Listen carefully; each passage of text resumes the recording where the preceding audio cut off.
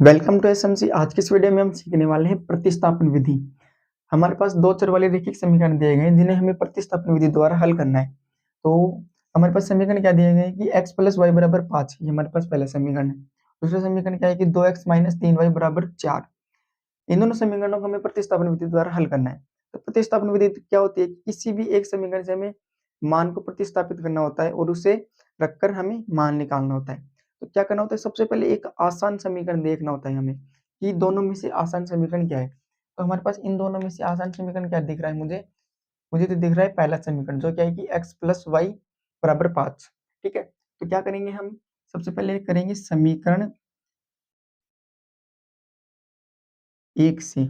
इससे समीकरण एक से, समीकरण एक क्या है हमारे पास? x प्लस वाई बराबर 5, ये हमारे पास समीकरण एक है। यहाँ से हम अगर y को उस तरफ स्थापित कर दें, उस तरफ भेज दें y को, हमारे पास क्या आएगा कि x बराबर 5 माइनस वाई। ये हमारे पास एक नया मान निकल कर आता है, एक नया समीकरण निकल कर आता है, जिसे हम नाम दे देते हैं समीकरण 3। ये हमारे पास एक नया समीकरण निकल कर आता है जिसे हम नाम दे देते हैं समीकरण 3।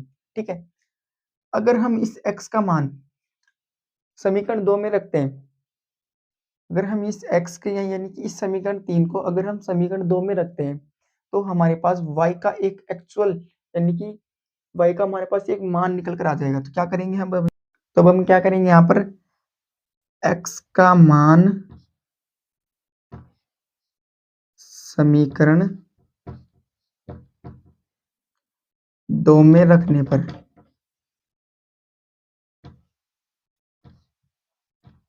ठीक है, हम इस समीकरण को समीकरण 2 में रख देते हैं। समीकरण 2 क्या है हमारे? 2x माइनस 3y बराबर 4, ये हमारे पास समीकरण 2 है। यहाँ पर हम क्या करेंगे कि x की जगह हम क्या रखेंगे? 5 माइनस वाई। क्या रखेंगे? मैं x की जगह 5 माइनस वाई। बाकी समीकरण ऐसे कैसे रहेगा?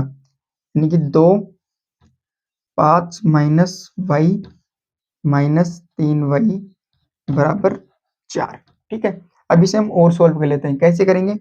2 को हम 5 से गुणा करेंगे तो कोष्टक के अंदर है, यानी कि गुणा का चिन्ह है, गुणा का संबंध इन दोनों के बीच में।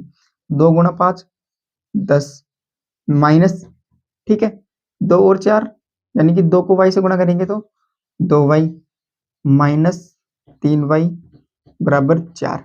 ये हमारे पास सोल्व हो गया थोड़ा सा। अब हम इसको इधर करते हैं। ठीक है, यानी कि जो y के मान को एक तरफ रखते हैं और जो संख्याओं को एक तरफ कर देते हैं, यानी कि माइनस 2y माइनस 3y बराबर 4। अब ये 10 है, उस तरफ जाएगा तो किसको जाएगा? माइनस को जाएगा, माइनस के 10। ठीक है, माइनस के 2y माइनस के 3y, माइनस माइनस प्लस होता है, तो 3 और 2 कितने हो गए? 5 हो गए। चिन्ह किसका आएगा? माइनस का आएगा। ठीक है, बराबर, यहाँ पर 4 में से 10 नहीं निकलते, लेकिन 10 में से हम 4 निकाल सकते हैं। तो हमारे पास क्या आ जाएगा? 6 आ जाएगा। किसका आएगा? माइनस का आएगा। एक बड़ी संख्या किसकी है? माइनस की। ये 5 y के साथ किस में है? गुणा में है, तो उस तरफ जाएगा तो भाग भाग में चला जाएगा, तो y बराबर कितने हो जाएगा? माइनस 6 बटा माइनस 5। तो माइनस से माइनस कट जाएगा तो y बराबर आ जाएगा 6 बटा 5। ये हमारे पास y का मान निकल कर आ गया। अब इस y के मान को हम समीकरण 3 में रखेंगे। आपको हमेशा क्या करना है? प्रतिस्थापन विधि में जो y का मान है, जो हम समीकरण 3 निकालते हैं, हमेशा उसमें y के मान को रखना है। ठीक है, जिससे हमारे पास आसानी से x का मान, एक्चुअल x का मान निकल कर आ जाएगा। तो y के मान समीकरण 3 में रखने पर, ठीक है, समीकरण 3 में हम रखते हैं। तो समीकरण 3 क्या है हमारे पास? x बराबर 5 माइनस वाई, ये हमारे पास समीकरण 3 है। तो x बराबर 5 माइनस वाई का मान क्या है हमारे पास? 6 बटा 5 है, 6 बटा 5 रख देते हैं y की जगह। ठीक है, अब इसे सोल्व कर लेते हैं एलसीएम लेकर। तो x बराबर 5, एलसीएम 5 आ गया। अब इसको क्रॉस मल्टीप्लाई कर लेते हैं, यानी कि 25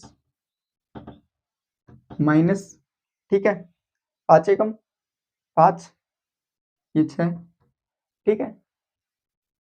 x बराबर 25 में से 6 निकालेंगे तो 19/5, ये हमारे पास आ गया 19/5। किसका मान आ गया? x का मान आ गया, ठीक है। तो हमने x का मान भी निकाल दिया और y का मान निकाल दिया। इस तरीके से हम प्रतिस्थापन विधि से x और y का मान निकालते हैं।